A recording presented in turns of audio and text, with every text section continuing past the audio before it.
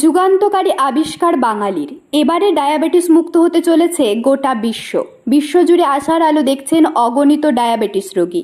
বর্তমানে ডায়াবেটিসের ক্রমবর্ধমান হারে বিশেষভাবে চিন্তিত বিশ্ব স্বাস্থ্য সংস্থা WHO। জানলে অবাক হয়ে যাবেন যে শুধুমাত্র ভারতবর্ষে বর্তমানে প্রতি 100 জনে 11 জনেরও বেশি ডায়াবেটিসে ভুগছেন, যেখানে 2018 সালে এই হার ছিল 9.3%।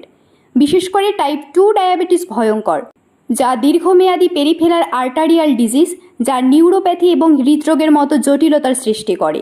এই রোগের চিকিৎসা সাধারণত দীর্ঘমেয়াদী ওষুধ গ্রহণের মাধ্যমে হয়ে থাকে, যা অনেকের জন্য ব্যয়বহুল। অন্যদিকে সফলতার হারও সীমিত। এই সমস্যার সমাধানে এক যুগান্তকারী আবিষ্কার করলেন পশ্চিম মেদিনীপুরের মোহনপুর থানার অন্তর্গত আতলা গ্রামের গবেষক অধ্যাপক গৌসাল আজম খান।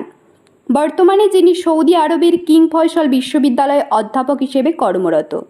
তার আবিষ্কার করা ভ্যাকসিন ইতিমধ্যেই আমেরিকার পেটেন্ট ও ট্রেডমার্ক অফিস থেকে অনুমোদন পেয়েছে। গত 9 সেপ্টেম্বর প্রকাশিত গেজেট অনুযায়ী পেটেন্ট কনফার্মেশন নম্বর 2809। বিশ্ব স্বাস্থ্য সংস্থা WHO এর মতে অদূর ভবিষ্যতে যেখানে ডায়াবেটিস মহামারীর আকার নিতে পারে, সেখানে আজ পর্যন্ত তেমনভাবে ডায়াবেটিস নির্মূলীকরণে কোনো ভ্যাকসিন আবিষ্কৃত হয়নি। বিশেষ করে টাইপ 2 ডায়াবেটিসের ক্ষেত্রে বিষয়টি আরও বেশি ভয়ঙ্কর।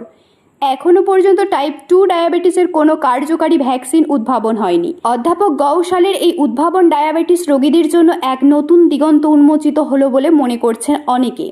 ভ্যাকসিনটি সফল হলে ডায়াবেটিস রোগীদের দীর্ঘমেয়াদী ওষুধ গ্রহণের ঝামেলা কমবে এবং সাশ্রয়ী চিকিৎসা পদ্ধতি হিসেবে এটি দীর্ঘমেয়াদী স্বাস্থ্য সুরক্ষায় গুরুত্বপূর্ণ ভূমিকা রাখতে পারবে বলে জানিয়েছেন অধ্যাপক গবেষক গৌসাল আজম খান। এই বাঙালি অধ্যাপক গবেষক গৌসাল আজম খান দেশ বিদেশের নামিদামি সংস্থায় গবেষণা এবং অধ্যাপনার সঙ্গে কাজ করেছেন। লন্ডনের প্রখ্যাত বিজ্ঞান গবেষণা সংস্থা রয়্যাল সোসাইটি অব বায়োলজির চার্টার্ড সায়েন্টিস্ট সম্মানে ভূষিত হন এই বাঙালি গবেষক। দেশ বিদেশের প্রায় 2 ডজন সম্মান ও পুরস্কারে ভূষিত হয়েছেন তিনি। কাজ করেছেন ভারতের প্রতিরক্ষা গবেষণা সংস্থা DRDO-তেও। এরকম তথ্যমূলক ও অনুপ্রেরণামূলক ভিডিও পেতে আপনারা ফলো করবেন আমাদের একমাত্র ফেসবুক পেজ দ্য বংশ প্রেস এবং সাবস্ক্রাইব করবেন ইউটিউব চ্যানেল দ্য বংশ প্রেস। সকলের তরে সকলে আমরা, প্রত্যেকে আমরা পরের তরে। ধন্যবাদ, ভালো থাকবেন।